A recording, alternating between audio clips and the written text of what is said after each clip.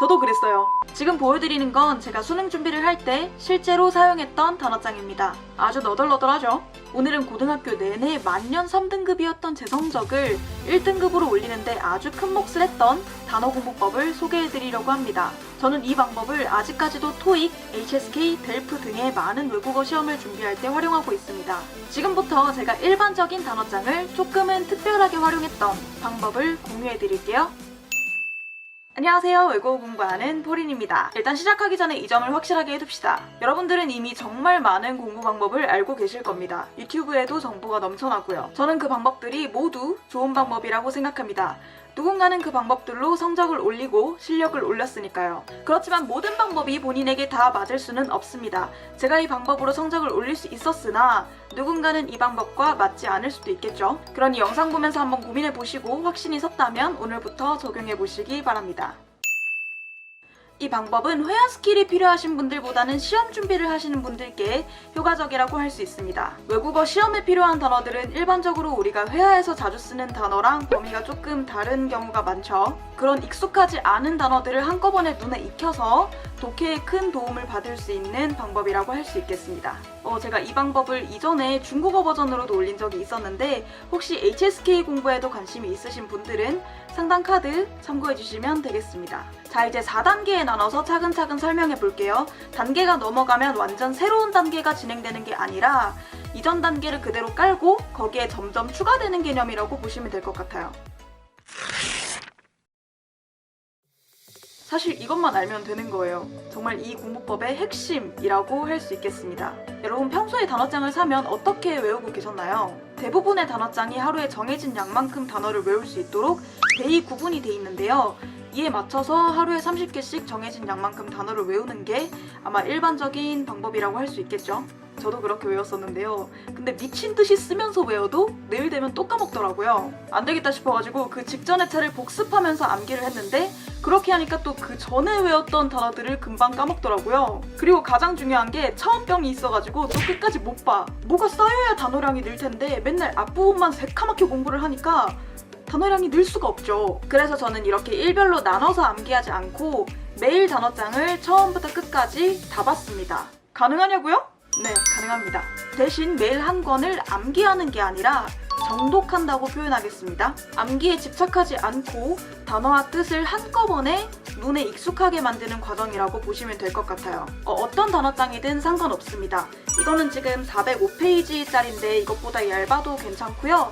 마음에 드는 단어장으로 선정해 주시는데 이제 직접 만든 단어장이 아니라 단어장을 구매해서 보면 아는 단어들과 모르는 단어들이 섞여 있을 거예요. 어떻게 하냐면 모든 단어를 단어 한번 보고 뜻 한번 보고 이런 식으로 정독을 해주시는데 첫눈에 바로 뜻이 생각나지 않는 단어 앞에는 체크 표시를 하면서 읽어주는 거예요.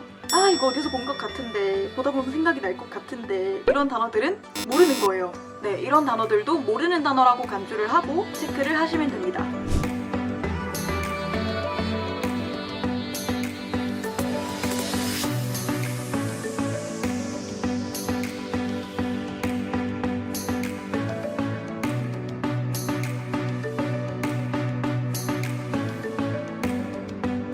체크하면서 외우려고 애쓸 필요도 없고요. 그냥 체크하고 다음 단어로 넘어가시면 돼요. 이렇게 단어장 한 권을 책 읽듯이 정독해주시고 나면 오늘 단어 공부는 끝난 거예요. 다음날 또 똑같이 정독을 하겠죠?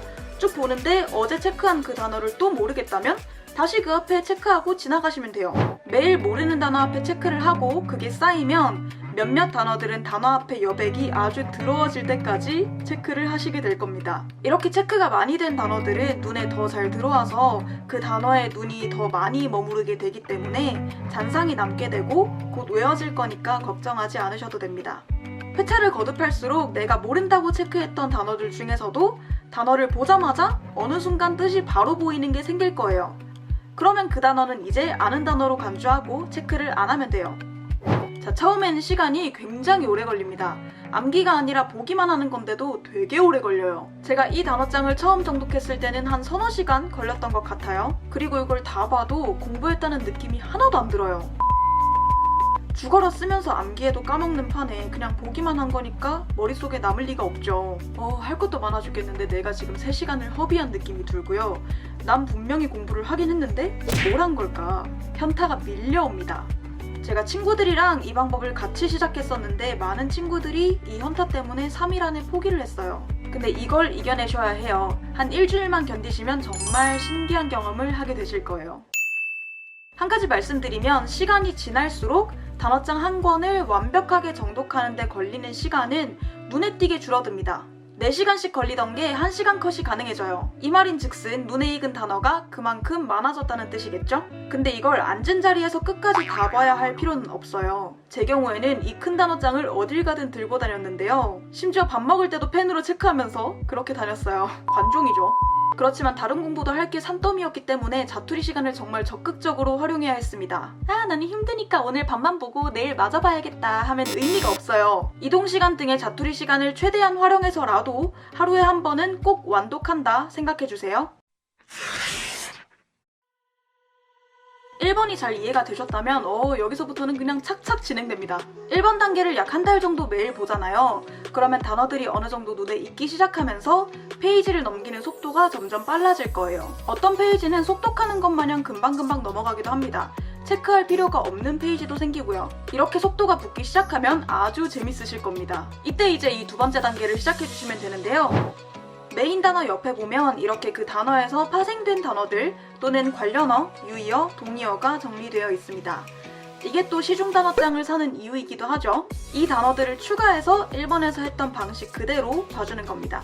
1번 단계를 안 하고 이것만 하는 게 아니라 1번은 그대로 유지하고 거기에 단어를 더 추가하는 거예요. 메인 단어 보고, 뜻 보고, 파생 단어도 보고 이렇게 정독하시면 됩니다. 사실 우리 이런 구석탱이 단어 말고 메인 단어도 끝까지 다 못 외우는 경우가 많았잖아요. 이런 구석탱이 단어까지 외우는 단계가 되면 그래도 우리 선방한 거죠? 근데 이게 또 단어장마다 달라서 이게 없는 단어장이 또 있을 수도 있어요. 만약에 보고 계신 단어장에 이런 관련어나 파생어가 없다면 이 단계는 넘어가셔도 됩니다. 없는데 어떡할 거야? 자, 앞선 1, 2단계에서 계속 첫 페이지에서부터 시작해서 마지막 페이지까지 봐왔잖아요. 이때 앞쪽에 있는 단어들은 눈에 많이 익어서 이제 체크할 만한 단어들이 거의 없을 텐데 중간이나 끝으로 가면 갈수록 아직 모르는 단어들이 많이 보일 거예요. 이거 왜 그런 거냐면 우리의 집중력에 한계가 있기 때문에 뒤쪽으로 갈수록 그냥 대충 넉넉고 체크만 한 번 더 하고 지나간 단어들이 곳곳에 있기 때문이에요. 안 그럴 것 같지만 무의식적으로 그렇게 합니다. 네.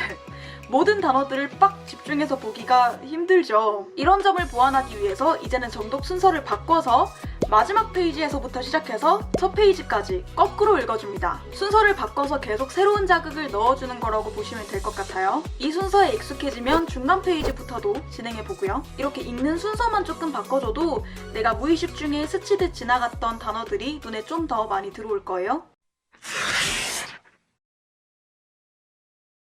이 마지막 단계는 앞 단계에서 봤던 단어들이 전체적으로 한 70% 정도 익숙해졌을 무렵에 시작하시면 됩니다. 단어장 한 권만으로 시험에 나오는 단어를 충분히 대비했다고는 할 수 없겠죠.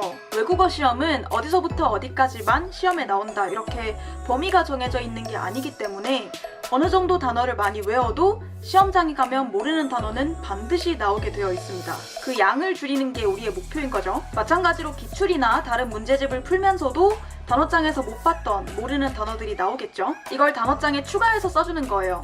한 곳에 몰아서 써놔도 되는데 저는 빈 공간이 많은 곳이나 모르는 단어가 많이 밀집되지 않은 페이지를 중심으로 좀 여러 페이지에 분산시켜서 써놨어요.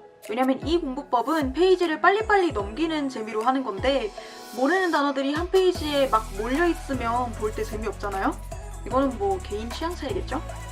이렇게 매일 공부하면서 나오는 모르는 단어들을 추가해주시고 정독할 때 이 단어들까지 1단계와 같은 방식으로 봐주시는 거예요. 처음 시작할 때보다 단어가 훨씬 많아졌지만 이전보다 정독 속도는 훨씬 빨라졌을 겁니다. 기본적으로 1번 단어들은 눈에 많이 익숙해진 상태일 테니까요.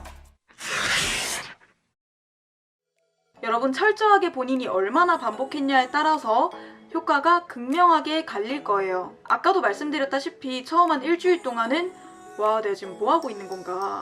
이 정독 과정이 굉장히 시간 낭비처럼 느껴지면서 현타가 세게 옵니다. 그러나 이 현타를 이겨내고 단어들이 조금씩 익숙해지기 시작하면 문장을 볼 때 마치 사진 찍어 놓은 듯이 단어의 의미가 눈에 보이기 시작할 거예요. 처음에는 공부한 느낌이 전혀 안 드는 게 당연하죠. 근데 같은 단어를 한꺼번에 매일매일 눈에 노출시키는 거기 때문에 일정 시간이 지나면 문장을 봤을 때 익숙하다고 느껴지는 단어의 양이 갑자기 팡팡팡 늘어나는 게 느껴지실 거예요. 저한테도 되게 신기한 경험이었거든요. 어떤 느낌이냐면 매지가이 보이듯이 문장에서 단어의 의미가 쓱 올라오는 느낌인데요. 너무 많이 같은 단어에 노출이 되다 보니까 이게 어떤 뜻이었더라 생각을 하지 않아도 그 단어에 잔상이 남는다고 하는 게 맞는 것 같아요. 그에 따라서 독해 속도도 굉장히 빨라졌습니다. 사실 제가 과거에 직독직해 장인이었거든요. 잘한다는 의미에서 장인이 아니라 펜 들고 머리 박고 의미 없이 끊어 읽기만 했어요. 한번 보여드릴까요?